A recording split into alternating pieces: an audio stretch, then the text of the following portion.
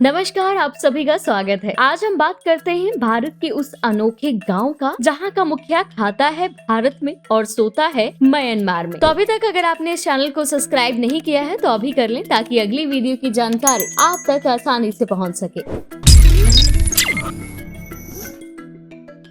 क्या आपने किसी ऐसे गांव के बारे में सुना है जहां का मुखिया खाना किसी और देश में खाता हो और सोने के लिए किसी और देश में जाता हो? अगर आपने ऐसा कुछ नहीं सुना है तो आज हम आपको बताएंगे ऐसे अनोखे गांव में जो कि भारत में ही है। ये गांव जितना खूबसूरत है उतनी ही अनोखी यहाँ की कहानी भी है। अपने देश में ऐसे कई रेलवे स्टेशन है जो दो अलग अलग राज्यों का हिस्सा है, लेकिन इन सबसे अलग क्या आप जानते हैं कि हमारे देश में एक ऐसा अजीबोगरीब गाँव भी है जो दो देशों में बंटता है। जैसा कि हम सभी जानते हैं कि भारत का एक देश जहां के लगभग हर गांव में आपको कुछ अलग रिवाज या कुछ रोचक तथ्य जानने को मिलेंगे। हम भारत के इस गांव को ही देख लीजिए जहां के लोग खाना भारत के किचन में बना रहे हैं और सोने के लिए दूसरे देश में जाते हैं। इस गांव का नाम है लोंगवा, जिसका आधा हिस्सा भारत में पड़ता है और आधा म्यांमार में। इस गाँव की एक और खास बात ये है कि ये सदियों से यहाँ रहने वाले लोगों के बीच दुश्मन का सिर काटने की परंपरा चली आ रही थी, जिस पर 1940 में प्रतिबंध लगाया गया। लोंगवा नागालैंड के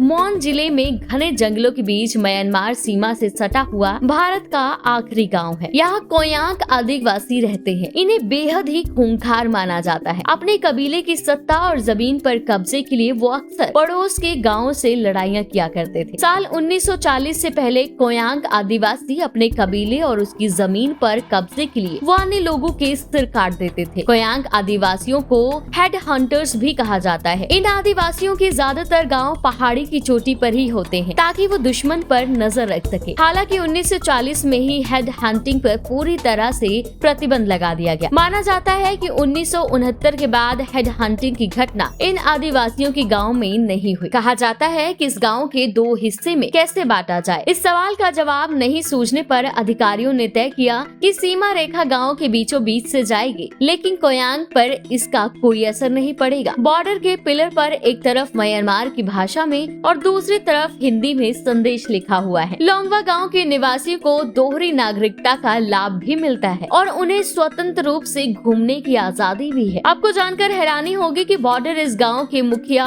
और जनजाति के अध्यक्ष यानी राजा के घर से होकर गुजरता है। इस वजह से ऐसा कहा जाता है राजा खाना म्यांमार में खाता है और सोता भारत में है। तो हमें उम्मीद है कि आपको ये जानकारी जरूर पसंद आई होगी, तो कृपया इसे अपने अन्य साथियों के साथ जरूर शेयर करें।